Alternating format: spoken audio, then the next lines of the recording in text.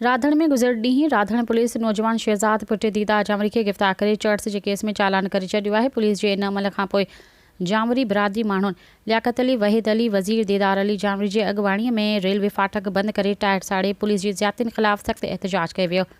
इन मौक़े ते गिरफ़्तार नौजवान जे वालिद दीदार अली जामरी लियाकत जामरी मीडिया अड्डो एहतजाज कंदे दाहियो त राधण पुलिस बेगुनाह मुंहिंजे पुट खे गिरफ़्तार करे केस दाख़िल करे छॾियो आहे। मुंहिंजो पुटु मंशियात खपाइण त छा, पर मावालिन सां वेहंदो बि न आहे, न पाण मंशियात वापराईंदो आहे।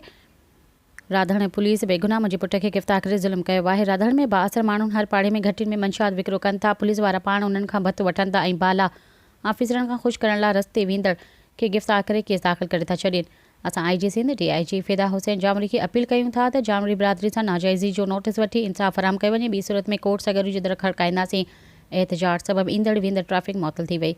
सब्सक्राइब कयो अवामी न्यूज़ HD खे ऐं ताज़ा तरीन ख़बरुनि लाइ ॾिसंदा रहो अवामी न्यूज़ HD।